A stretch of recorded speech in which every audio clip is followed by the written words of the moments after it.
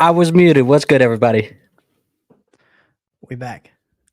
How are you, man? I see we got a couple people in the chat. Zay, Winston, Deathly, Roll, all you guys. What's up? Thank you guys for being here tonight. Tonight we're doing a Superflex tight end premium PPR startup mock draft over for your dynasty leagues. Caleb, it's your what is this? Your second video back in the dynasty swing? Oh my goodness. Yeah, second video back. We're I don't know. It's great because this is where we started making content. This is where we connected last year when we were both grinding in the dynasty space. We barely had 300 subscribers, and here we are now, both over 1,000. So shout out to anyone that's been on my channel that maybe hasn't seen that Andrew hit that 1,000 number. We've been helping him get there.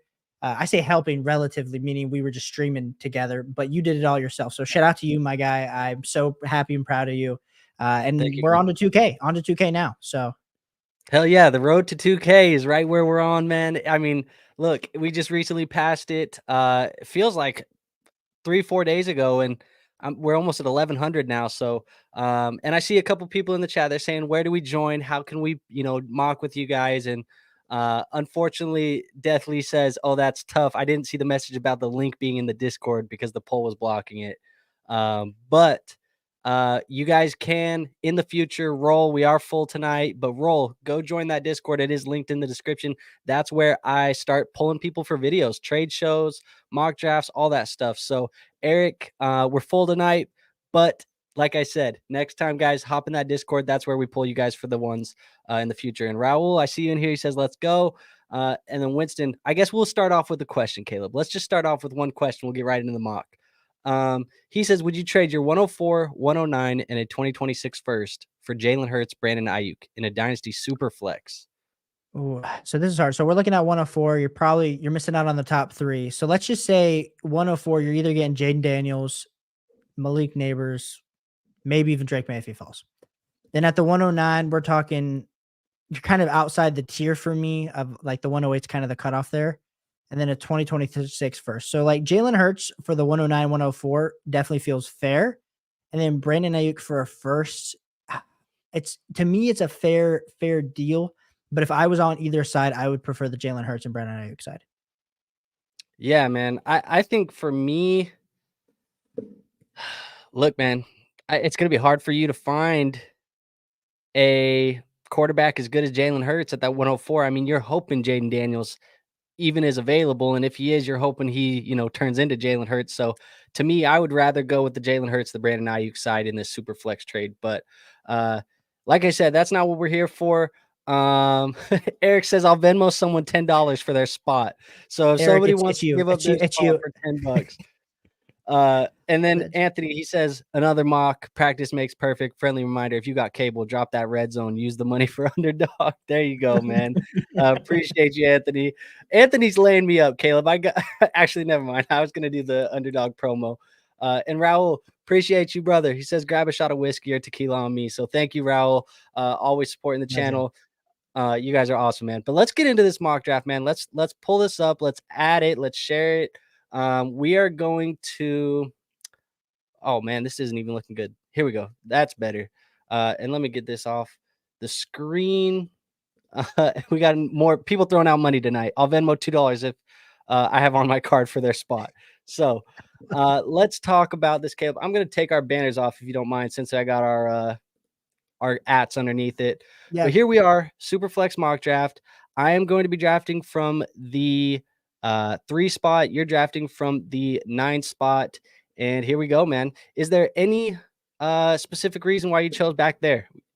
I just knew the first 4 picks, like I didn't have to think about it. Maybe that would have been better if we're here on the show and we can kind of just chit chat about the whole draft, but I wanted to make this hard for myself. And so as someone, this is now my 3rd startup mock of the season, of the 2024 season. And so I felt like just kind of getting better at drafting from the back end.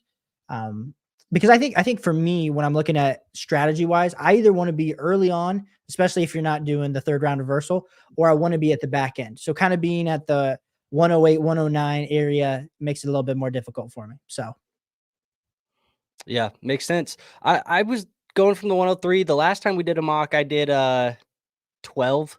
So or yeah, I did the turn. So I wanted to get back up towards the front. See the roll in here. He dropped a little $1 tip. So thank you, roll. the Go role ahead. he started his own YouTube channel. He was inspired by us, and so he is doing amazing things over there. So if anyone wants to go tune in to the role, my man is on the grind that we've been on, and he's going to get there That's someday. awesome. So shout out to the role. Appreciate you tuning in. Appreciate you on that grind. That's awesome. But yeah, man, so I took the turn last time, so I wanted to get up higher, and I wanted to do we just talked about him. I have an S tier of 3 quarterbacks in Dynasty Fantasy Football right now. Like we said, this is super flex. So to me, quarterback is king. Uh, Allen Mahomes, I can't get mad at anybody for doing that at the beginning, but a lot of negativity right now on Jalen Hurts, but I still think Jalen Hurts is deserving here, man. He was like top 2 in fantasy points per game this year, only behind Josh Allen. So I just think that's where I'm going with this mock right now. I'm gonna start off with some Jalen Hurts. So I'm gonna wait to see who gets picked here next. But for me, when we're talking, I've seen Lamar Jackson get pushed into the top 3 conversation, like it was, back at like 2019. So what are your thoughts on Lamar Jackson on this run that he's had?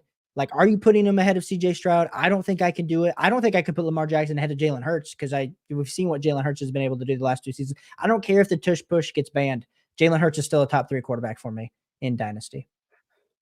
Yeah, I mean, I think Lamar Jackson is probably worthy of here. In fact, I was working on some stuff earlier today for a show that I'm going to be doing here very soon with a group of guys. I've been teasing this for weeks on this channel, but there's a big announcement that will be happening later this week. I promise you, I won't keep giving you blue balls for the rest of the off season. But I was working on a show, doc, and look, man, I think this is right where he's going to be going all off season. We look at where the run he's been having. I mean, even when you look at what he's put together all year long, like this is kind of where he's at. I think a lot of people were sour on Lamar Jackson coming into the last couple of years because what happened to Lamar Jackson over the last 2 seasons? In 2021 and 2022, he missed your fantasy football playoffs or was injured and banged up during your fantasy football playoffs. So as a community, when that happens, what do? We get pretty negative about a player and we start pushing them down our draft boards. I think we're actually seeing a similar thing happen right now with Stephon Diggs. And so I think that's what's happened, but I think Lamar's showing us, man, when he's healthy, when he's on the field, he's a game changer, and I think that's right, man. I think right now what we just saw with Dak Prescott, I think that's a little high for Dak in the mock, but curious on your thoughts about that one. Yeah, no, I was a little bit worried because I thought I was going to have a hard choice between drafting Jamar Chase and missing out on a quarterback in the first round, but was very graciously gifted Justin Herbert because Dak went ahead of me. I think Dak, by the time where he really should be going is probably the 2-3 turn is honestly where he should be going, just based on age, based on situation. But I do understand the hype that's happened over the back half of the season to kind of push Dak into these conversations. But honestly, let me hear you this, Andrew. Are you taking Trevor Lawrence or Dak Prescott right now in Dynasty? T-Law. Same. And that's just an age and upside thing there. That's not necessarily obviously not a points per game thing. Dak had a better year this year, but we're drafting startup teams where at least what I like to do when I do these dynasty startups is probably the first 2 to 3 rounds. Because all of these players we're drafting in the first 2-3 rounds are studs, right? Like we're not taking dart throws in the first 2 rounds. So what I like to do with those picks is build a young nucleus. That way, as I kind of see how the draft board plays its way out, I can decide round 4 or 5 whether I want to kind of go in on some veterans and get some value there. Maybe I want to go attack a couple running backs because there's value there. Or maybe I look at it and I say, look, a couple of these teams are also going in for a first-year championship. Maybe this is a good roster where I can 1-year punt this thing. So I kind of like to play the draft board early on, but yeah, I'm not taking guys like Dak Prescott in those first 2-round picks where he's 30, he's going to be 31, and that's just that. You know what I mean? Yeah. No, So I feel you. So talk to Man, me, man. You get Justin Herbert and Amon-Ra St. Brown. So talk to me how you feel about that. And Kyron Williams, wow, 2-5. Kyron Williams here. CMC at the 2-1-2. I felt like that. I understand he's an absolute game wrecker, but my man just continues to put on the age and the mileage on those legs. So I think for And me, we had. I do Okay. want to acknowledge we did have our first rookie at 2-3, so that's probably Caleb Williams there. Yeah, and I like that pick at the I think 2-3 Caleb Williams. That's appropriate. Because I honestly think I would take Caleb Williams over CMC. I think Caleb Williams versus Anthony Richardson. That's definitely a discussion for me. Chick, and also Tara D left. I appreciate him for giving me some hype also in the chat, but. I took Amon St. Brown honestly because I would have loved. I was between Amon St. Brown and the 102 for me. Because if you're looking at it like, are you taking Amon St. Brown? Or are you taking Marvin Harrison Jr.? I just took the more for sure thing with Amon St. Brown. You still got age on your side, and the production. So I was debating also. I know he's still on the board, so I don't want to jinx it. But there was a quarterback that was also on the board that I was also debating. That's been a little bit of a controversy in his own right. So we'll see if he falls to you here and if that's something that you would take. Interesting. Yeah, I'm interested to see what you are alluding to. I mean, we'll see what happens, but there's a couple guys on the board that I think that I would consider taking. Honestly, down here to and Kyler Murray, man, that's a good value on Kyler Murray right there. If he fell to me, I probably would have taken that pick. But I feel like down here, even where I'm at, like this is really good value on the AJ Browns, the Garrett Wilsons of the world, the Chris Olaves. But for me, AJ Brown, I have him higher than all these other guys. As much as I love Garrett Wilson, AJ Brown's proven it. He's done it. He's been elite at it. And I have Jalen Hurts. So why don't we just double stack this thing right now? Go ahead. Is there any part of you that's worried with AJ Brown that potentially he will not be on the Eagles in 2024? Caleb takes Amon-Ra St. Brown over Marvin Harrison Jr. I was just having this debate with the Dynasty chat yesterday. It's Okay. close. Yeah. Close, Marshall. Yeah. Close. But is there any part of me that's worried about AJ Brown? I don't think so, man. I mean, when it comes down to it, I feel like a lot of the times we see this going into the off seasons, right? We've seen this with Stephon Diggs over a couple years. They're unhappy. They go into the off season, they send a couple tweets, and then come training camp, they're showing up and they're balling out with their same team. So I'm not too worried about him right now.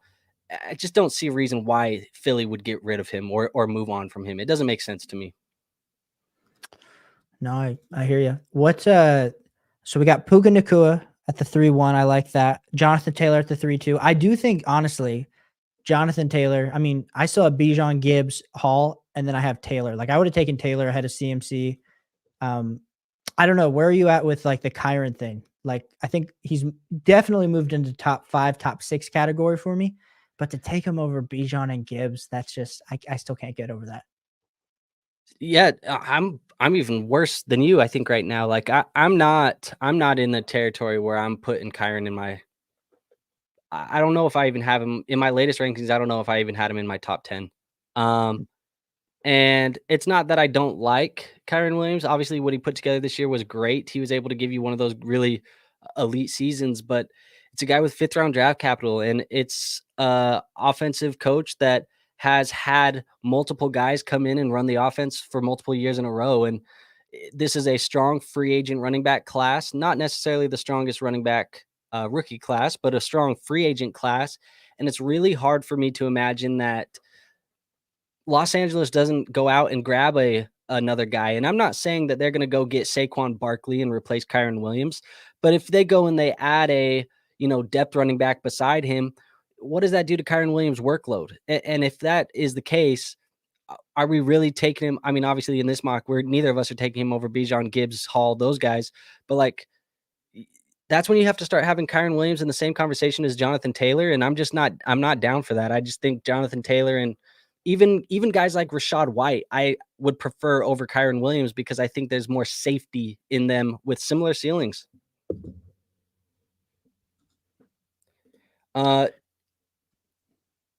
Jalen says, would love to hear your guys' opinion on that when you get the chance.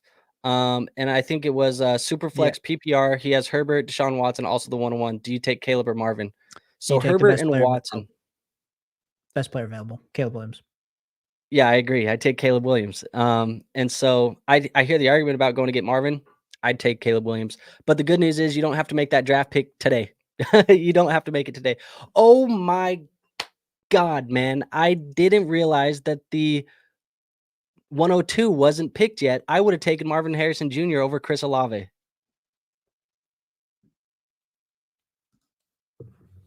I'll take the 103. right there. Boom. Okay, so what are you thinking with that? What is that? I just You. think I just assume we're when the time comes, I get to choose between Drake May, Jaden Daniels, whoever I feel is more appropriately valued, and I believe Neighbors? it's going to be for me. I still think Drake May ends up being the pick. I know everyone's Jaden Daniels second coming, Lamar Jackson, Michael Vick. I get it, but I just think Drake May in a normal class. We're talking about Drake May in the same light as Caleb Williams. I mean, Caleb Williams up here, best quarterback prospect we've seen. I know everyone keeps saying T-Law or Andrew Luck, like that's always like the comparison, but it's hard. It's hard, man. It's hard for me to say Drake May is not going to be. I think honestly, by the time the rookie draft start to happen, Drake May is going to probably be going where I took him on our St. Brown. Honestly, probably like that portion. Those top three rookies, like if we think of even last year, like That's high. That's a bold. I feel like that's a bold take. see, but like last season, if you look like Anthony Richardson, Bryce Young, CJ Stroud. I know CJ Stroud balled out this year, but like you got to look back at his profile. No one was having them in the same discussion as the guys we're talking about now. But yet Anthony Richardson, CJ Stroud, and Bryce Young were all going in the second round of Dynasty startups. So I just think these picks are going to continue to get the value. And that's why you don't trade your picks until a week, 2 weeks before the draft, unless you're absolutely going for it years in advance, because these things are accruing value like nobody's business. It's like it's fool's gold to trade them. But then when it comes into the time to trade them right before the draft, you're getting an absolute haul. You're walking out like it's the national treasure and you've just found absolute gold. So I hear you. Question in the chat is, what if Marvin Harrison Jr. goes to LA and plays with the Chargers? Do you take him over Caleb? I mean, I think this is just the same thing. Like it's super flex. Like Justin Jefferson is maybe the greatest wide receiver we have seen, bar Randy Arguably Moss, ever. arguably ever. I mean, yeah, It will. I think when it's all said and done, he'll arguably be. And I know I'm saying this with the hat, but I think when it's all said and done, he'll be arguably one of the best ever. And we've seen so many other receivers that have had high pedigree, not even achieve what Justin Jefferson has. But if we're looking at it from a super flex perspective, you have to take the quarterback. You have to take that chance. I don't even care if you have I have a league where I have Josh Allen and Patrick Mahomes, and I have the 102, and there's a chance the guy at the 101 takes Marvin Harrison Jr. I am not going to be upset about that, because even if you land Caleb Williams and you have two stud quarterbacks, like that's just ultimate ammo to go potentially trade down in the future. You still have all of the value that Caleb Williams will gain if he becomes the next Patrick Mahomes, Jalen Hurts, Lamar Jackson, which that's a big ask too. But I feel like that's sometimes a little bit more likely than betting on a wide receiver to become the next Justin Jefferson. Yep. And Anthony's in chat saying Jay Jettis is on his team, so he took the bow with that one. So he'll take the bow there. But look, man, I just think it's I'm totally in agreement with you where you say like we are playing in super flex leagues, and I've heard already this offseason, people talk about, well, you could make the argument for Marvin Harrison Jr. at number one, especially if Caleb goes to the Bears, because people don't like the Bears in the landing spot and blah, blah, blah, blah, blah. I just think, like you said, this is a guy that on tape looks like he is that guy. I know he didn't have the greatest season in 2023 at USC. I think we can blame that a little bit on offensive line, some bad defense, some things like that. But I don't necessarily think that was Caleb's fault. At the end of the day, this is a guy who is going to be drafted to come in and be a franchise savior for a franchise at the NFL level. I think you just go with that guy at 101 in a super flex league. Obviously, if you're playing one QB, we're not taking Caleb Williams number one. But in a super flex league, you only get so many shots at that elite level quarterback. So when they come, you should take those shots. I agree. And then Jalen says, Caleb for sure. Then I also have DJ Moore to pair with him in Chicago. So yeah, like that. And the thing is, the nice thing when you have a pick like this, you can stay kind of water. We stay flexible. We see where these players land. We're assuming Caleb Williams lands in Chicago, where we need to see exactly where Marvin Harrison Jr. lands. But there's a lot that can change. I mean, Bryce Young, for a lot of people was the clear QB1, and then Anthony Richardson did what he did at the combine, and then we kind of all mouth dropped a little bit, and we said, I think Anthony Richardson should be the QB1 of last year's class. So I think we should be a little bit flexible, even now, kind of when we're starting to slot these players in, just to know that so much can change in 2 months. And you never know, man. Like there are rumors, there've been rumors, there's going to continue to be rumors that Chicago could continue to move on with Justin Fields and they just move forward with him. And if that's the case, they're likely trading out of that number one. And if they trade out to that number one, then who the hell is going to come up and get Caleb? We don't know. It's all stuff that we got to stay water, like you said, and just stay, let these things develop. And people in the chat, I see a lot of people asking, like, should I trade my pick to go get this? Should I go do this to go? I am firm, unless you are getting a overpay right now with your rookie picks, just hold them. Like, these are going to continue to get more and more valuable for your dynasty rosters over the course of the offseason. Wait until the underwear Olympics come around and these guys are running around doing 40 times and running around 3 cones and bench pressing. Then they're really going to get us excited and we're all going to lose our minds over these players. So hold those picks. You don't got to make them today. They're only going to gain more and more value. And if you do want to sell them, come combine time, sure, go sell them come combine time, but you don't got to sell them today. They're only going to get more valuable. The most valuable time to trade your pick is when the day before the draft or when you're on the clock. There's the idea, even if you sell it now, you are going to be, even if you think you're getting an overpay, you actually do not know if you're getting an overpay or not until you actually get to the draft. So I'm always one, you wait until the draft before you trade it, even if you know you're going to trade the pick. Because in the moment of desperation, when people see who's going to be that pick name, that's when you're able absolutely not to fleece somebody. We're not here to always fleece somebody, but you're going to get that nice plus added on top of what you might think. Right. And I think that needs to be said too. Like, obviously you're not here to try and fleece somebody like you just said, but and that should be known too, because I was talking about mistakes that people make joining dynasty leagues. Like, what are some mistakes that new dynasty managers make? And I think one of them that I was talking about was like, you guys realize these are your trade partners forever. so like, you don't get to reset this and go get new league mates. Like, you guys are binded by blood, sweat, tears. And so who you screw over in a trade room and who you insult in a trade room, that relationship lasts over time. So I think that is also said too, where you want to make the fair deals, but you also know when you can get the most value out of these players and out of these picks. So every buyer has a market and every seller has a market as well. That's just kind of what you got to pay attention for in these dynasty trends. And I'm sorry, Caleb, I know I didn't realize when I set up this overlay that when I would pull the comments up, it would cover your face. Stop. It's good. It's all good. I've been trying not to pull the comments up. I've been trying to reference them in the thing and not pull them up because I don't want to cover you. It's okay. Pull them up, cover my face. I got 2 questions for you, Andrew, that have kind of come up through this draft. So Okay. first one for you, and I know you're about to be back on the clock. Where are you at tight end wise? I know you put out a tight end video. I drafted Mark Andrews as the tight end too, after, of course, kind of almost a round later than Sam Laporta. Where are you at tight end wise? Should I have taken Kyle Pitts? Who kind of do you value around there? No, I'm still up on Mark Andrews. I think Mark Andrews is a top 3 tight end. So I don't think, in fact, my tight end 2 has still not been drafted. So that's, something interesting. Also, you could argue that you drafted Mark Andrews at tight end 3 because one of those rookies ahead of you had 5 rookies go ahead of you. One of those could have been Brock Bowers. So, that's something to keep in mind as well. But I think Mark Andrews is a good buy this offseason, to be honest. I was looking at KTC today, and if you guys aren't familiar with KTC, I like referencing KTC because it is a what is it? It is a good reference point. Yeah, I mean, it shows how the community. Thanks for helping me out there. I'm on the clock thinking about some stuff. In fact, let me just take my pick right here because my tight end 2 hasn't been picked. I'll take tight end 2, TJ Hawkinson. But you get this evaluation of a player that is being voted on by the community. We kind of get to see the trends, kind of like a dynasty stock market. So I like using KTC, but Mark Andrews right now, he is valued as tight end 6, and it's crowdsourced. There you go, Timothy. Timothy in here helping us out. He says crowdsourced.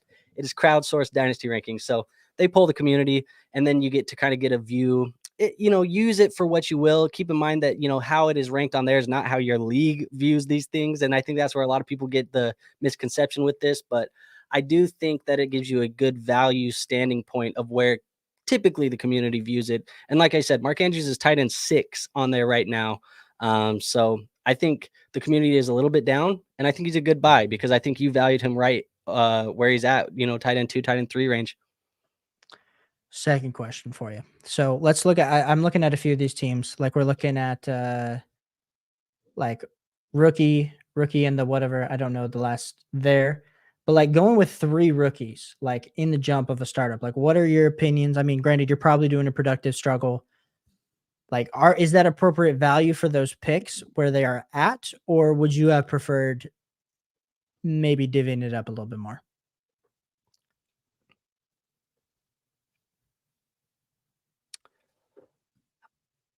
Just where I'm viewing them in general. Is that the question, really? Yeah, like, do you think, like, from, like, a team building perspective, I know we can't, like, we're assuming Tyler Bass, that's Caleb Williams, Yeah, but I then mean, we're you're looking like making a lot of assumptions here.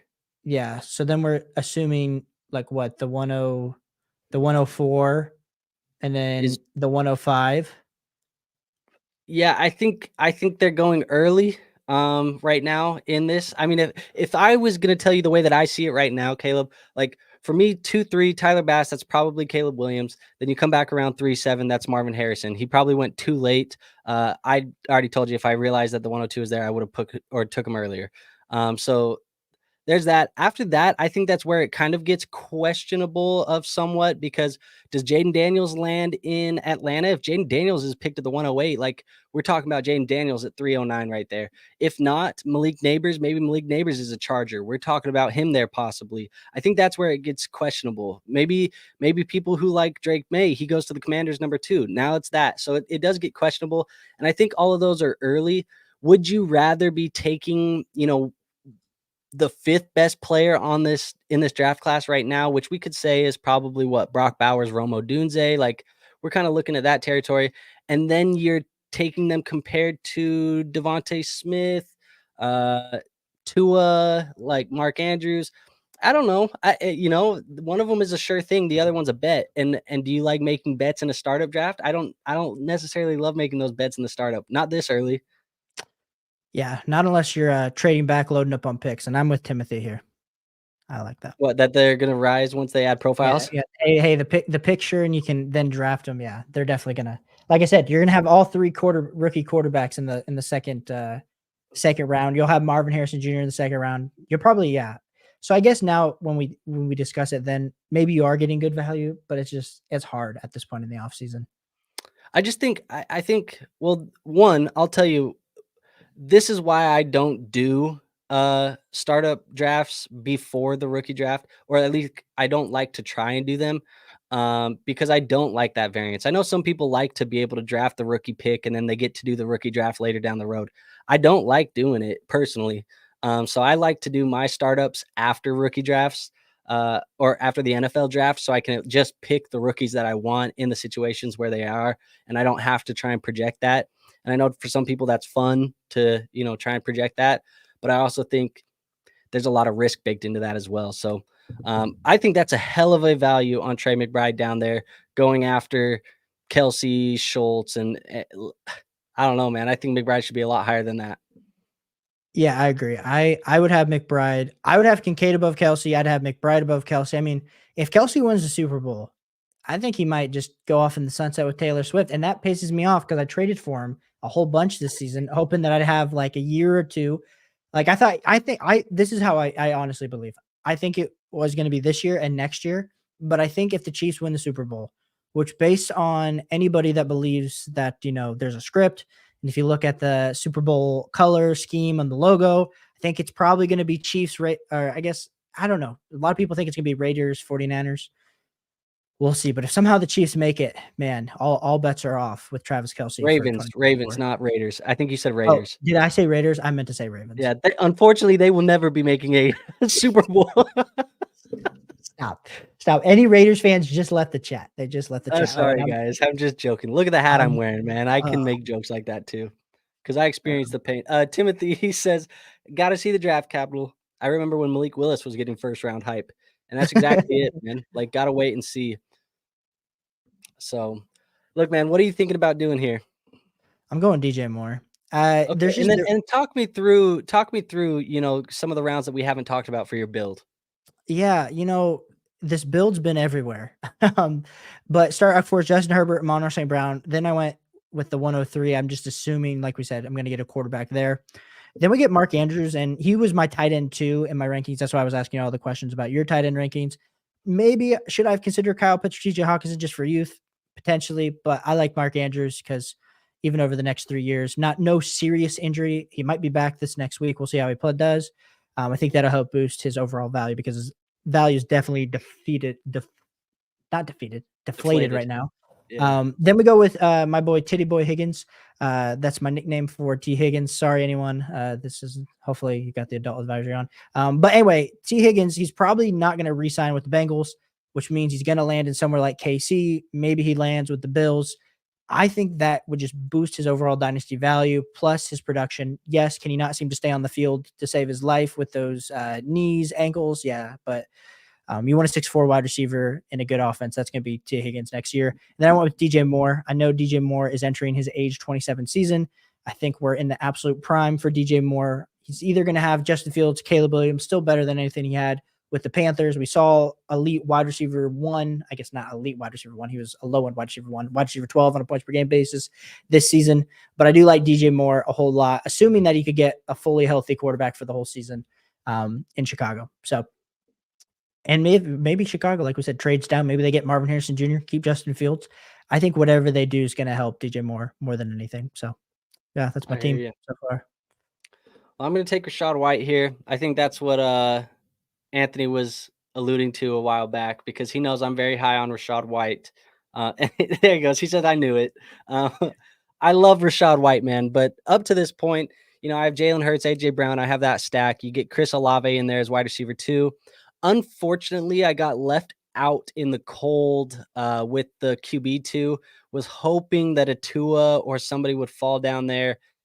Ended up not happening, and I have to go and take a guy like Deshaun Watson, which I'm interested to hear your thoughts on him, Caleb, because I'm kind of getting to the point where, like, I know coming into the offseason, you were very hyped about Deshaun Watson.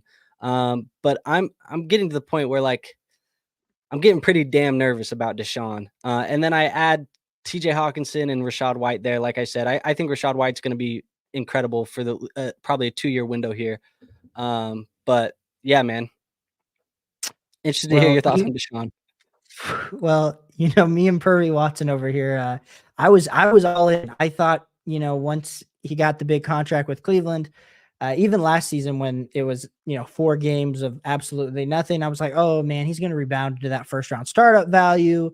Like, listen, he was rusty is what I like to think. And then we saw what he did this year, and Shouldn't have been. He's getting all them damn massages.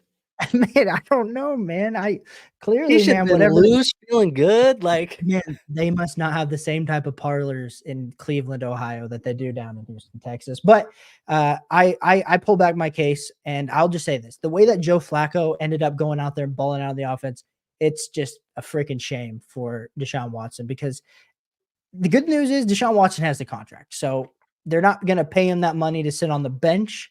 But now the issue becomes, like, what is his long-term outlook? I don't know. So when you're drafting him at the 410, you definitely have to understand that you're risking it. I mean, sadly, Tua didn't fall to you from the 4-7. So 3 spots later, you were forced to take Deshaun Watson to get your second quarterback. I still think Deshaun Watson, by the time this next season's done, I think he probably makes his way back into the top 15. But that's just assuming that some of the rookies that are ahead of him right now in dynasty rankings kind of flop a little bit. But you're still banking so much in. I just don't know if we're ever going to see Deshaun Watson back as a top 8 dynasty quarterback. I think in my heart of hearts, if you have him and you paid those prices, you just got to hold at this point. But otherwise, you're kind of stuck in deep with that massage from Deshaun Watson that he's giving you. That does not feel good. That's for sure. yeah, man. I don't know. It's just tough when Joe Flacco comes in and looks better than you did in your starts, and Flacco's coming off the couch. But look, man, I took Stephon Diggs. I think that I think the community has gotten way too low on Stephon Diggs, and I understand. I understand. We just watched him drop that 60-yard ball last night. We just watched him put up duds for us in the fantasy football playoffs. I don't care. I don't care. I think Stephon Diggs still has enough left in the tank that he can give you low end wide receiver 1, high-end wide receiver 2 years for another 2 seasons. It's just the value at this point is too good on Stephon Diggs. Hell, we're drafting Calvin Ridley, who had equally as bad of a season, if not worse than Stephon Diggs. We're drafting guys like Jaden Reed in the same sentence, who I love Jaden Reed. Jaden Reed's been great, but he was wide receiver 25. And we're drafting them in the same breath as Stephon Diggs. I don't know, man. I think we've just gotten too low on him. Nah, I am with you. I'm currently looking like there's a bunch of overreactions. Like I saw someone that I very much so respect in the dynasty space say Stephon Diggs a top 30 dynasty wide receiver still. And it's like I feel like that's laughable because he is. I saw Top something 30. top 30, like easily. Here, this where oh Like, are we goodness. are we just stating the obvious here? Top 30? Like, I think we need to have the conversation that Stephon Diggs is probably still a top 15, like, dynasty wide receiver for you right now. Okay, so if no one follows Dynasty IM, he's a great follow on Twitter. But he posted this back like on January 10th. So Stephon Diggs, weeks 1 through 10, 29.1% target share, 10.5% A dot, resulted in 20 points per game. Then we looked at Stephon Diggs weeks 11 to weeks 18. He had a 25.3% target share, a 10.2 A dot, which resulted in 10 points per game. So literally nothing really changed all season besides the variance that Stephon Diggs had towards the back end of the season. So that's kind of like embracing it and buying into Stephon Diggs is exactly what you're doing there. And yeah, worst case scenario, he gets traded to the Cowboys and he's on another elite offense. Best case scenario, he still, stays with Josh Allen. They draft another wide receiver. And I think more of it was, Dalton Kincaid didn't maybe attract as much attention later down the line as maybe he was early on in the season. And so for me, them getting another clear wide receiver too, that's not Khalil Shakir, that's not Gabe Davis because Gabe Davis is a free agent. I think that's going to really help with Stephon Diggs. Yeah, and I think, look, man, too, it's when you change, and like you said, the volume didn't really change, but you got to think about the play calling changed midseason as well. They go from Ken Dorsey to Joe Brady, and then we noticed that they started using the run game a little bit more. Not that Diggs is volume changed, but the offense changed. That's hard to adjust to midseason. And if the run game was working, which it was, sometimes you just go to it, and it is what it is. They were fighting for a playoff spot, and whether or not, you like Stephon Diggs or you dislike Stephon Diggs or you think he's a diva, which probably is a little bit of one, but he's also a hell of a good player. But at the end of the day, they were trying to make a playoff spot, and they just had to do whatever it took to get games done. And sometimes it was Stephon Diggs not scoring 20 fantasy points for you. Sometimes it was them giving James Cook 25 carries, and that's what got the W for them that week. And I just think that the narrative has spun so crazily and so rapid for Stephon Diggs, where we're talking about him so negatively now, like he's washed. But we have guys like Keenan Allen, who's 32 years old, still giving us wide receiver 1 seasons. Devontae Adams, who's playing with some of the worst quarterback play that he's had his entire year, but he's putting up 50 points in a championship game for your fantasy rosters. And it's like, we don't think that Stephon Diggs can do that. I feel like I don't know, man. I don't know why we've just got so sour on him so quickly as a community. Yeah. No, I hear you. I know there's a ton of questions. Yeah, I did pick some Daniel Jones. Hey, contract says it all, man. He's definitely at least getting another year. Giants handed him a big payday. And so at this point in the draft, it was like there's a few different ways I could go. And Mr. Danny Dimes ended up being the selection. But I know Winston had a trade that he wanted our opinion on. I don't know if we answered it. Yeah, let's see. It was Is it this one right here? yeah, yeah, yeah, Jordan yeah, yeah. Addison. Jordan Addison and Dalton Kincaid for Keenan Allen, Terry McLaurin in the 106. Um, I'm he personally says, taking Jordan Addison and Dalton Kincaid. yeah, he says it's Brock Bowers. I don't even know if you can bet on that, but yeah, just give me the Addison Kincaid side, man. Marshall says Bowers tight end 1 if he goes to the Chargers. Seems like everybody just wants a receiving option to go to the Chargers. Get And somebody for Mr. Justin Herbert. scrolling through. Yeah. I mean, that's really where we're at, man. So you take Daniel Jones. we get Isaiah Pacheco, Christian Watson, Najee Harris, those guys off the board. What are you thinking here for is that your QB3 for your team, or is that your QB2? Are you rolling with him as QB2? It just depends on how the draft falls. I'm just kidding. It's definitely gonna be that's my QB3. So Okay. I felt like there was just when I was looking at the board, the value. Like I said, at this point in the season, I'm drafting for value. I am not drafting for a starting lineup. I can figure that out in July. I can figure that out in August. Um, there was maybe a few quarterbacks that I considered, but when you're looking at like long term, outlook, Daniel Jones with the contract was probably the safest option. It was really between Daniel Jones and Will Levis for me, but ended up going with Okay. Mr. Daniel Jones. Okay. I see Jay Lynn in here says, is there any way that QJ has a bounce back, or is he looking like a complete bust? Bust Central. Well, okay, look, is there any way? Yes, there's a way that he can bounce back. I mean, we've seen receivers who have had bad rookie years and then come in and have a good rest of their career.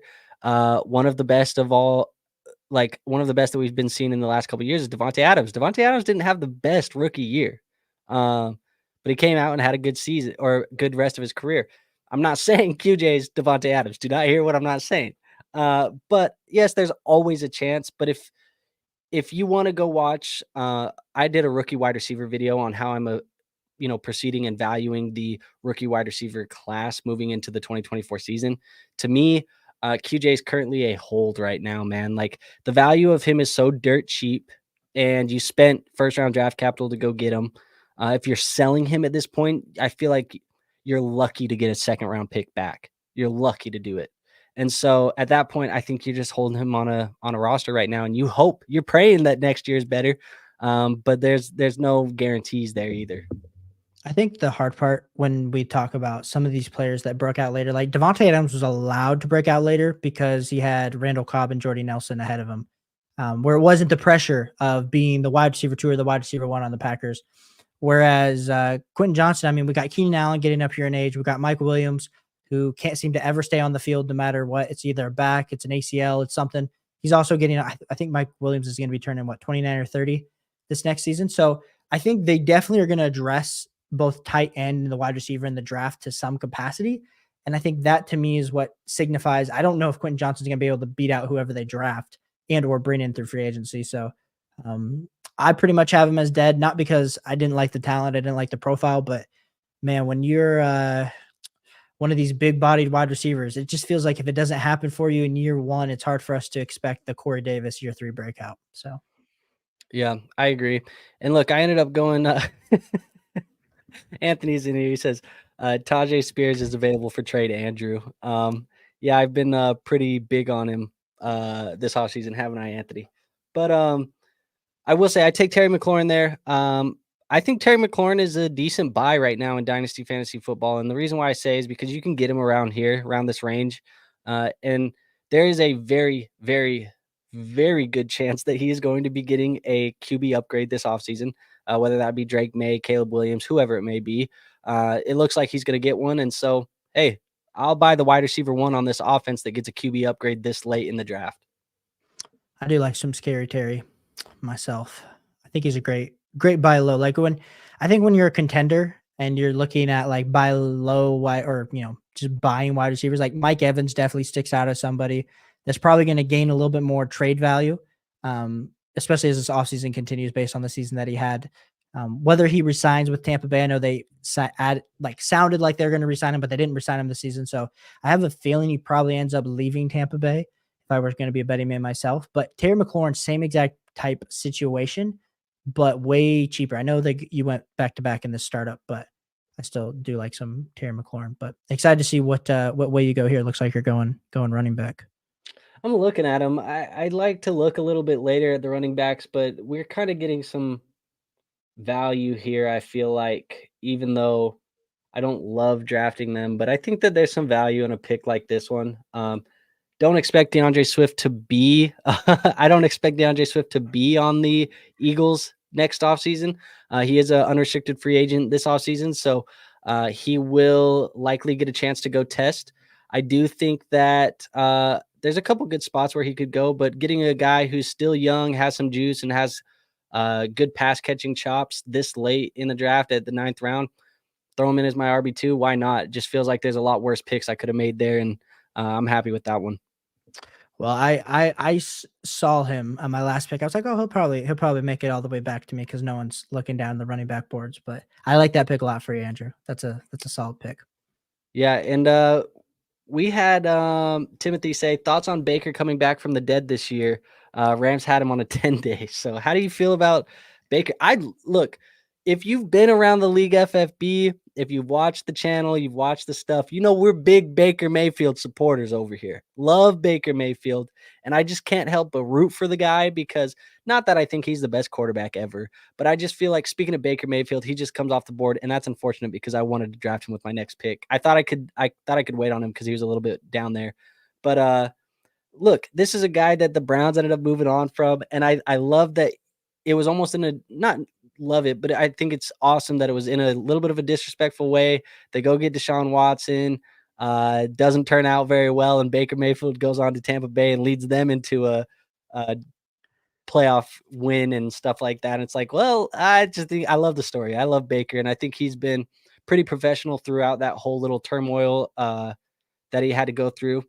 I love Baker. I think the story's awesome. And what I think about him coming from the dead, looks like he's played himself into an extension here in Tampa Bay. I'd expect him to be the quarterback next year.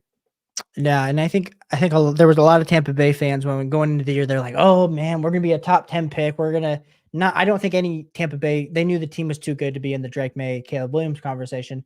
But even a little bit into the season, people were getting excited about the potential with Jaden Daniels because they had like a top 10 pick there for a minute, and boom, bada boom, Baker led them to glory. And I know the interception in the playoff game versus the Lions, a lot of people are going to like weigh on Baker for that. But the fact that that team, like older level defense, offensively with the offensive line wasn't great and Baker still was able to lead them.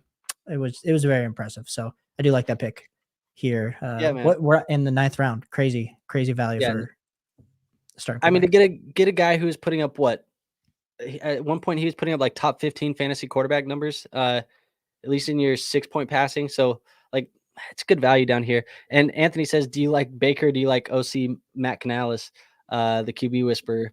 And he says, turn Gino around and refocus on Baker. Respect. I mean, he's good. He probably is. You know what? The funny thing is, though, it's not Matt. I think it's Dave, right? It's Dave Canales. I'm unsure. I think it's Dave, but he isn't getting as much coaching interviews as I thought he would possibly get. But that's fine because that means he's probably going to go back and work with Baker Mayfield for another year. Yeah, and it is Dave. I just double checked. Yeah. Yeah, I do like some Baker there. And Jalen says Javonte Williams and 201 or DJ Moore. Give me some DJ Moore. I say DJ as well. Where do you have DJ in your dynasty rankings? Off the top of my head, I want to say I have him between somewhere between 8 and 14, somewhere in there, that range. Can't tell you directly. I have him as my wide receiver 11. So, and I still have him, like I said, bottom end wide receiver 1 in dynasty.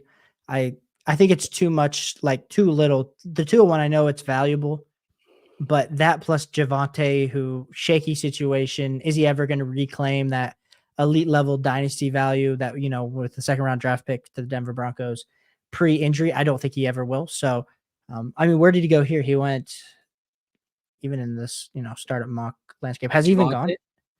No, he hasn't even. But no, 9-10 right there. 9-10. So we're talking 9-10 and 201 to get up. And I think DJ Moore, I took him, but I think he went a little low. You probably got good value on him. So yeah, I would. I think that's a good deal. If I'm getting DJ Moore. Look, man, this always happens. It always happens where we do these startup mock drafts, and I never get to pick any rookie picks because everybody has a higher value on them than I do in startups. if this was a real startup, we would just be trading back and accumulating more value. But, or I guess if people value the picks this much, we're trading up, getting more studs. Yeah, exactly. Oh, Jalen got the DJ Moore side. Jalen just fleeced somebody for DJ Moore. Oh, really? Shout out Jalen. There you go. Incredible. I wanted to touch on this one earlier. Deathly says he offloaded Rashad White in a dead season for me. He has the 102 for what ended up being the 106 in the 2025 second. So he traded Rashad White for what turned into the 106 and a second next year. It's probably a pretty good deal. Yeah, I like that. So what do you think about the value there on Joe Mixon? I feel like I'm higher on Mixon than the community is right now. Yeah, I think as a Bengals fan, it's hard to know if Joe Mixon's going to be back next season. I think that's the ultimate conversation. Which Joe Mixon just as good as David Montgomery? Could he land in even a better situation where it's an offense that loves to run the ball a little bit more than the Bengals? Sure, but yeah, I think getting Joe Mixon this late feels like very good value because are you taking Austin Eckler? You taking Joe Mixon? I mean, Austin Eckler feels like absolutely washed. Joe Mixon feels like there's maybe something there. Like Alvin Kamara too. I'd take Alvin Kamara over Austin Eckler, but I like the value there for Joe Mixon. I think the play on the field, we haven't seen anything to indicate that Joe Mixon has lost it. But I think the play on the field for Eckler shows that he has. So I totally agree with you there. Roll said Dynasty trade just made Cole Kmet for Trey Lance and a 2025 second when I had 3 tight ends. I'd like to know the settings of this trade because I feel like that would change the way I feel. And I'd also like to know what tight ends you had. I think Trey Lance is an absolutely great like free stash right now.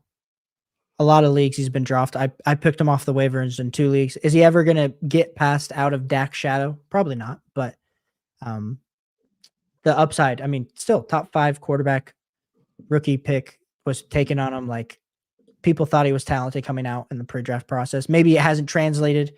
Maybe he's been given an unfair shot, but I still do like some Trey Lance. Me and Mason over at the Fantasy Flock. He's a big Trey Lance believer still too. But you know, we're the few and the proud. We'll keep taking the L's as they continue hitting us. I can't. I like that pick. He was in my consideration there too. Yeah, it felt like it was just too much of a good value at this point. Like when we're talking about guys like Miles Sanders, Treylon Burks, J-Mo, like those guys on the board, and Hollywood Brown. Hollywood Brown just feels like a good pick there. But he said the tight ends that he had were Kincaid and Goddard. So yeah, I don't mind you trading Cole Kmet, Lance in a 2025 second. I feel like you should be able to get more for Kmet than that. But if you like the stash, you like the stash. I don't know. Hurricane Lane says Hollywood Brown snipe. Love it. Hey, he got the Will Levis, Treylon Burks stack. It's like a poor man's Jalen Hurts, AJ Brown stack over there. So, and we don't know if either of them are going to be starters next year. I think Will Levis did enough to be the starter for Tennessee. Yeah, he did. I'm going to take my quarterback here, unfortunately. But I've punted it way too far down that I'm just going to take a trusty Carr. Interesting. You're taking Carr over Rodgers and Wilson? Yeah, I am. Wilson scares the hell out of me. I love the idea of Russell Wilson being good again, but we've now seen him with Sean Payton and another. We obviously he was bad the year before, but we've seen him now with 2 different coaches, 2 different offensive coordinators, 2 different years. And I feel like Russell Wilson hasn't been fantastic. I feel like Carr was serviceable this year. And Aaron Rodgers, he's interesting, but dude's like old enough to be our dads, man. I just this is my thing, and this is how I guess I look at it. I'm just kidding. I'm not that young, by the way. I'm not that young. Yeah, that's That'd be a little creepy. But Aaron Rodgers would have been like Maybe six. it may be my birthday today, Caleb, but I didn't turn 14. Yeah. Well, I was more thinking, yeah, Aaron Rodgers would have been like 15 when he conceived me. I was trying to do the math really quick. Actually, I guess he's it only could 39. I was gonna say, I guess Yeah, it could happen technically. I guess technically it could, but All right, we don't more have to. crazy movie type scenario. But I think for me, when I'm looking like Derek Carr, Aaron Rodgers, or even who else was even there? Oh, Russell Wilson. Like they're all 1 year rental quarterbacks in like a dynasty start for me. So like I like Aaron Rodgers the most in the Jets offense, I think, going into next year. Um, but if he does, the good old Twitter meme where he's running out with the flag and then he's done, like everyone making fun of like Aaron Rodgers, 2023 Jets career, that's also not going to help you. So Derek Carr's been more durable, but he also hasn't been that durable. So it's would you rather? Fair enough. Okay, we got a question here. Chocolate, vanilla, red velvet, or ice cream cake? Oh man, we always get these. Look, man, I think you can't go wrong with any of them. I like all of them. Um, but I kind of like the ice cream cake, honestly. I think that would be my 101 of those four choices. Depends on where the ice cream cake's fun from. If it's a DQ ice cream cake, for sure, easily, sign me up. Sounds the best. Timmy says, Timothy, sorry, I don't know if you go by Timmy. I really hope Red it does. velvet, I'm calling you Timmy from now on. Oh, Raul, like some red velvet too. ice cream cake. Happy birthday again. Appreciate you, Anthony. Yeah. What everyone wants to know what was the? Did you work today on your birthday? Yeah, I did. Oh my goodness, the On grind fantasy never. football stuff all day. Oh, I hate to see football stuff all day. What Uh, did you go out to dinner? yeah, we went out on Saturday, my wife and I. Oh, We went out to a hibachi place. We got some, steak, chicken, all the good stuff, mm, celebrated a little bit. Then we went to Top Golf and watched the Niners Packers game from a Top Golf bay while I was hitting off okay, into the snow. okay, So it okay. wasn't too bad. It was a good little birthday. But Is yeah, today hibachi I've just is that your like go to? we've been doing that for a couple years now. It's kinda like it's just turned into a habit of ours, like, kinda for birthdays, we just go to a hibachi grill, and usually when we lived in Utah, we used to go to Benihana's, but there isn't one around here, so, we go to this other place, it's called, like, Ariane or something like that, but it's still good. I mean, you can't go wrong with chicken and No, steak, like no kidding. and so that's what we've been doing, and Raul says, "How does it feel to be 26?" I'm actually 27 now, okay, buddy? I'm 27, so, I was feels about to good. s I was about to say, if you're I didn't actually know that you were older than me, but I was about to say with that nice beard, if my baby face was older than you, I was about to say something's wrong How over old are here, you? I'm 26, I'm gonna be turning 27, I'm only a few months younger than you. Okay, all right. So we're about the same age. But yeah, Raul says the role says speaking of living in Utah, I've been here my entire life. Really? Where do you stay? I was living like north of Salt Lake City in the Ogden area. I lived there for like 7 years. So Raul says that he's 42, stopped counting after 30. Feels like that, man. Like I'm not gonna lie, I was having like a little bit of a moment the other day where I was like, okay, you live in Payson, that's awesome. I was like, dude, I feel like 27. I'm starting to get nervous because like I feel like 30 is right around the corner. I'm getting a little bit scared. They just everyone stops listening to you once you turn 30 because you're officially old. You're like too old to be talking about fantasy football. You're too old to be playing dynasty fantasy football. Just don't ever say anything. And then the other thing is you feel like once you hit 30, like Raul said, like it just like you feel like your life's over. Like you are literally accelerating towards death at like the most rapid, fast pace. But you're only 30. Like literally, there's nothing different. Like only add 3 more years. Like you're not going to change that much, but it feels like eternity. Hurricane says, how's that lumbar back feel, Andrew?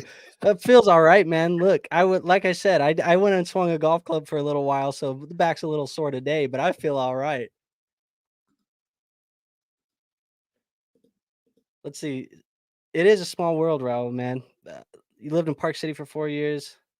It's fun to go down there though because you get in Park City you get all those like snowboarding trails and all the ski trails and all that stuff like that. Like it's a good place to go. We used to go down there for like family reunions and stuff from my dad's side of the family and hit the slopes and snowboard even though I'm not like the greatest snowboard ever, but it was still fun nonetheless.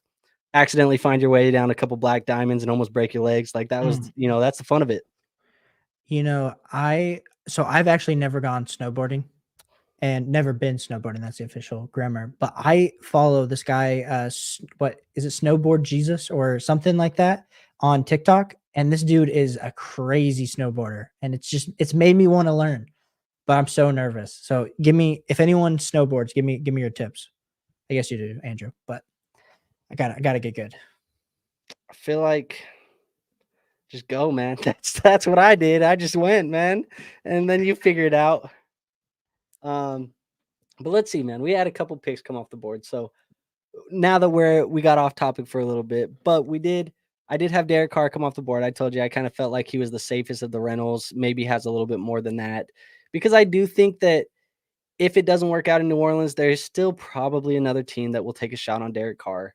And you end up going with Zach Charbonnet and Jamison Williams. So talk me through those picks. What do you like about those guys down here? Yeah, still like Zach Charbonnet. I mean, second round draft capital showed enough this season to make me still excited about his potential outlook with Kenneth Walker or without Kenneth Walker. I mean, Kenneth Walker is going to be back this next season. I think when I was looking at who was on the board, we're talking a bunch of uh, older running backs that don't have a ton of upside. And I think Zach Charbonnet, for what his situation may lack, his upside is still there. So I like Zach Charbonnet as my RB2. And then JMO, I mean, we saw him catch some catches, still first round draft capital going into year 3. I think a lot of us have lost faith in JMO. I have for sure. I was a big truther, but I mean, when you're in round 12, you take those upside shots. I was hoping Dotson would fall, but he didn't. He got sniped the pick before me, so you kind of just regroup and go with some JMO. So Yeah, I take Michael Mayer. Why not? I feel like he has enough upside. I like Michael Mayer. I really liked him as a prospect coming in, so liked that value down here. I mean, why not, right? I feel like there's not a lot to say about Michael Mayer's season. Like we can't really talk about too much about what he did, but we know that these tight ends, they take a while to blossom for the most part. It's the Sam Laporta seasons don't happen like that. Like so the Michael Mayer season is a little bit more of what we talk about when we say it takes 2-3 years for these guys to get relevant. And I do like Michael Mayer year 2. I like his outlook.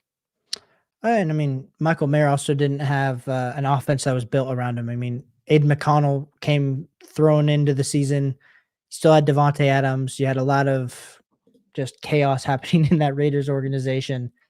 I do like Michael Mayer. And I had Michael Mayer honestly like back to back as he was my tight end 2 behind Kincaid in my rookie ranking. So, which of course don't mean anything since Sam Laporta, who was my tight end 4, absolutely blew everybody else out of the water. But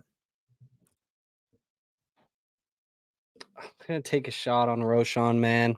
I don't love Roshan, but they drafted him for a reason. And if I'm not mistaken, Khalil Herbert is a free agent this offseason, right?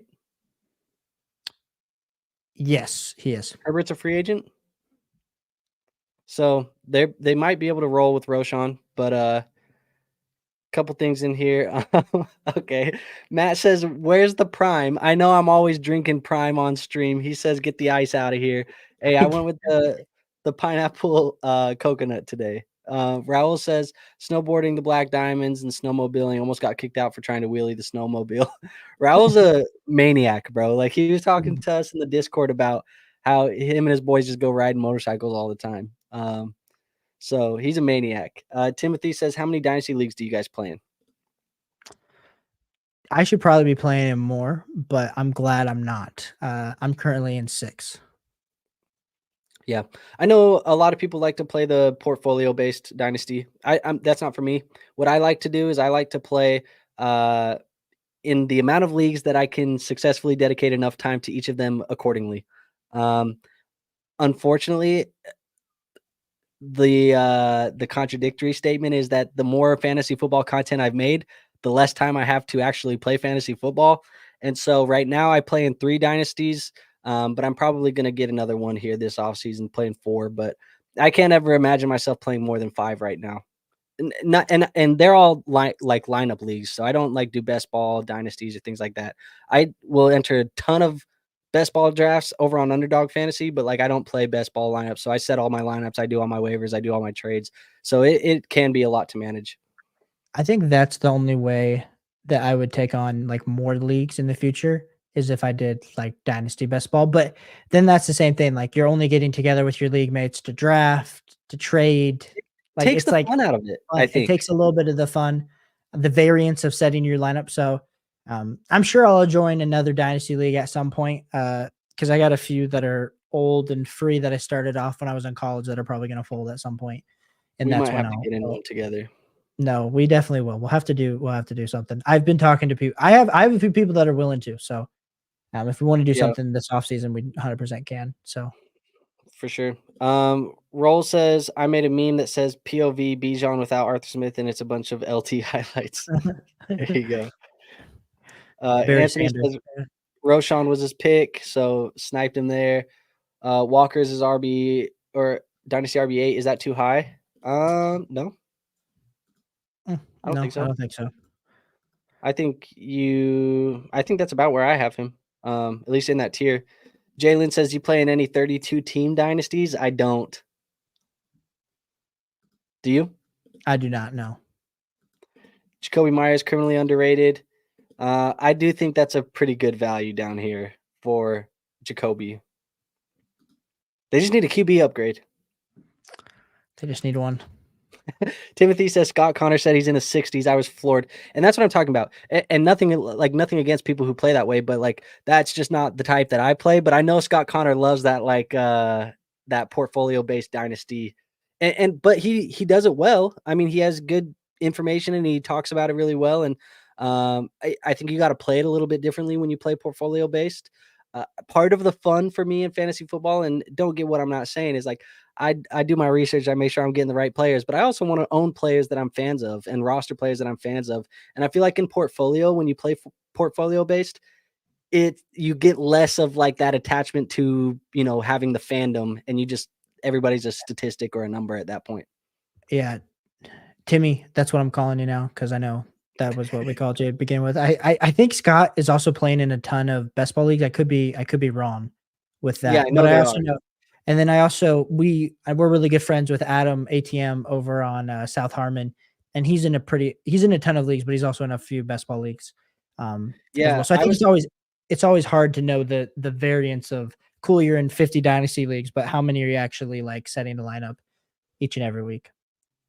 yeah. I was talking with Adam about that actually. We were playing or we were talking about that on a call the other day, but yeah, I just don't play that way. And Timothy says he enjoys having his guys, so that's kind of the way that I like to play. Z Money says Stephon Diggs isn't top 10. Do you agree? Yeah, he's not a top 10 dynasty wide receiver anymore. I don't think he's a top 10 dynasty wide receiver anymore. But with that being said, I would say that people shouldn't be shocked if in 2024 he finishes in the top 10 on the year. Mm. Because I think that can still happen. But I don't think we're valuing him there as a dynasty community anymore.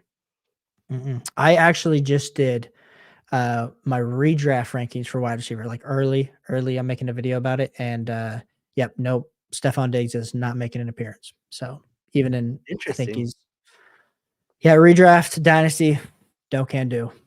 Okay. Well, what do you think about my Mingo pick, man? Well, I'm imagining all the Twitter video of him jumping out of bounds trying to catch a ball. Uh, but besides that, I'm just kidding. Bryce Young, year 2, new coaching regime. I mean, I think they're probably bringing in a few receivers. But DJ Shark, free agent. Laviska Shenault, free agent. Hayden Hurst, free agent.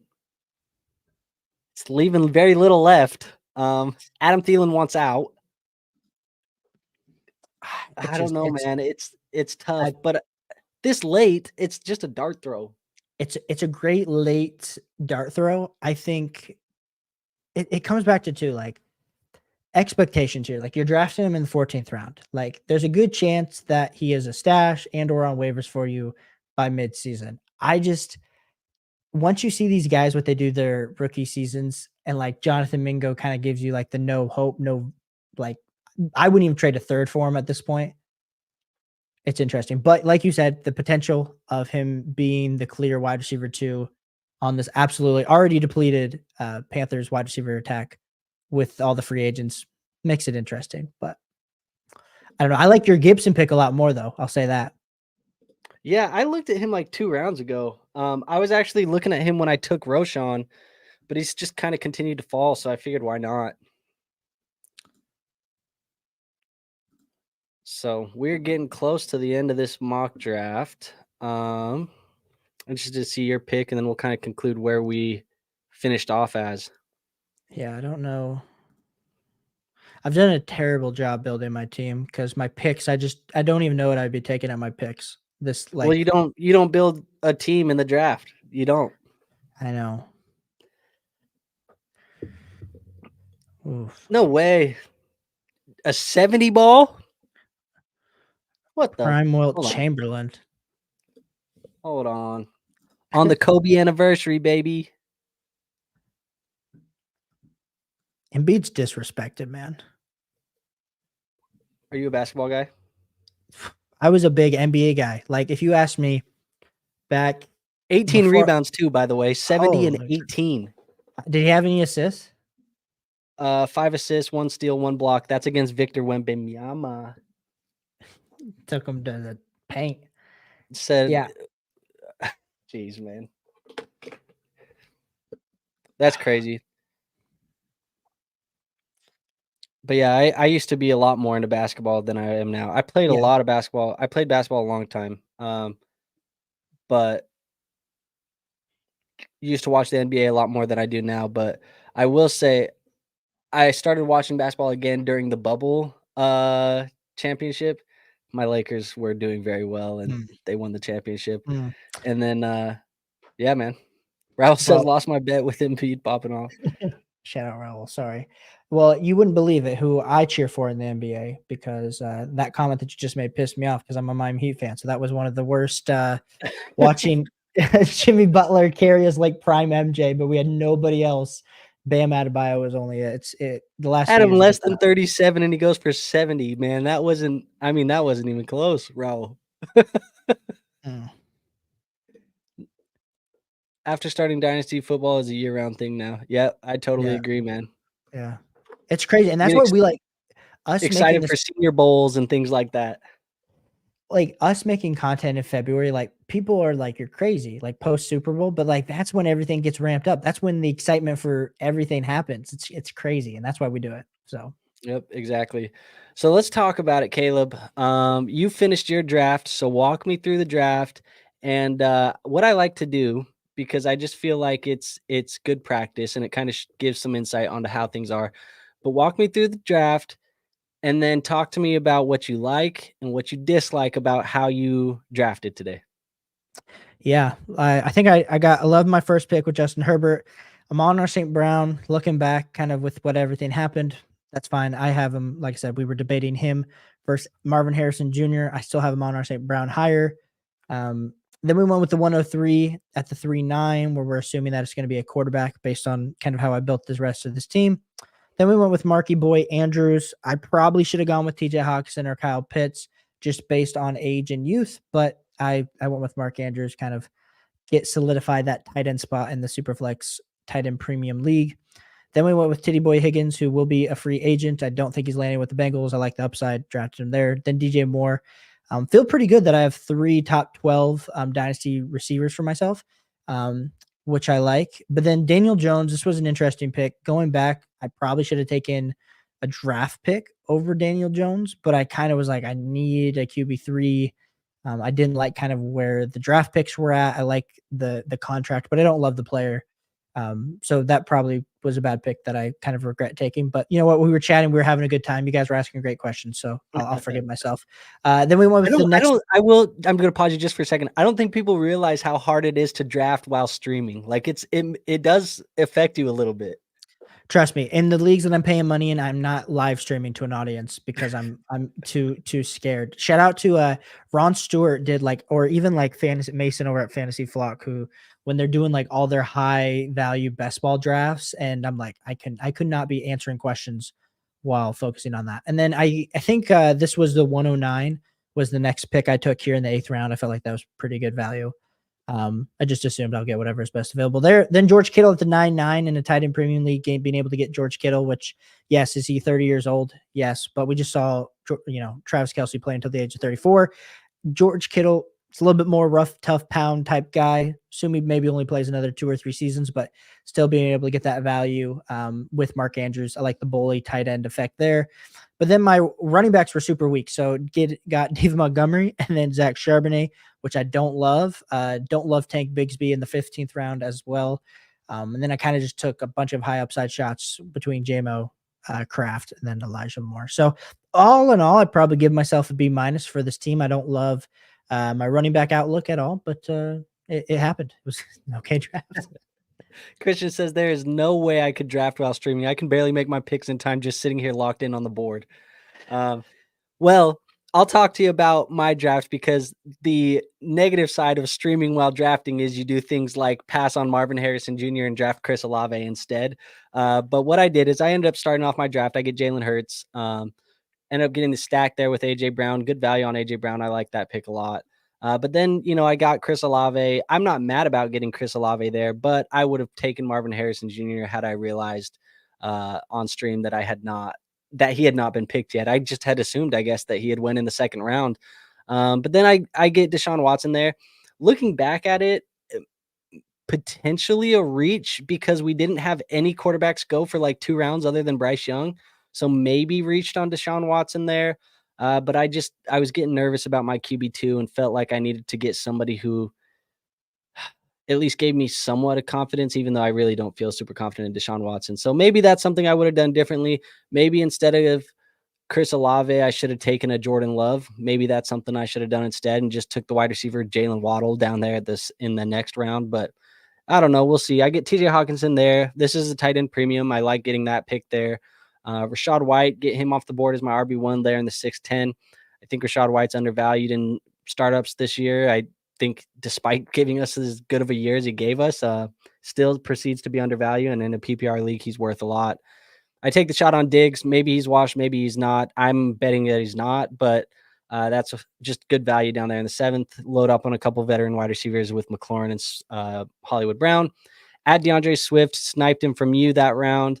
Throw him as my RB2. I think he's an unrestricted free agent, so hopefully he lands somewhere that'll utilize his pass catching a little bit more because they didn't really use him as a pass catcher in Philadelphia this year.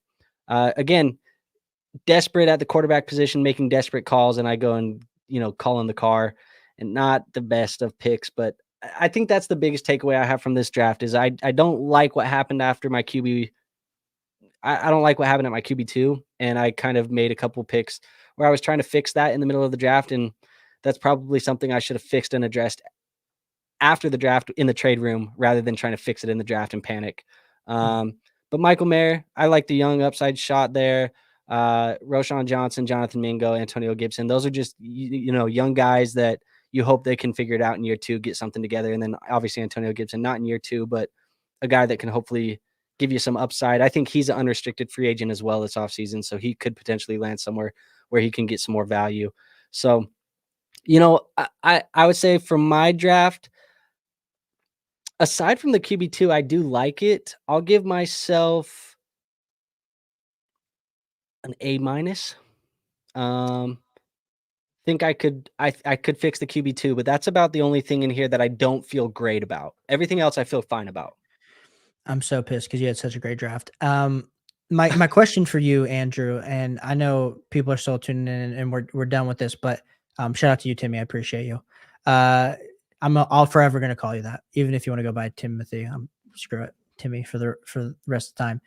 7th round, I feel like in previous years, like I feel like this startup was not as deep as like previous years when I'm thinking back to the last 2 years of really, really doing startups or even doing mocks. And so I wanted to kind of get your take on, is it that just because there's a lack of like in previous years, maybe we thought there's more value or just deeper wide receivers. Because I just feel like when we're looking, once we get to like wide receiver 25 through wide receiver 40 range, I feel like it's really all the same.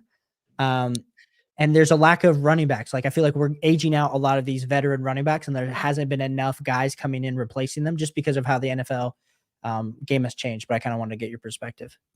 Yeah, I do think that. I honestly, though, I will say that this year, probably more than others, that veteran running back is going to hold some more value in those middle rounds. So you probably do have a couple guys in there that you can get 1-2 year windows out of them, and be fine. You know, we talked about some of them earlier in the draft: the Joe Mixons, the Alvin Kamara's, the who else is down here? Is a David Montgomery. Like you can probably James Conner even like you could probably get a 1 or 2 year window out of them where they give you some decent production.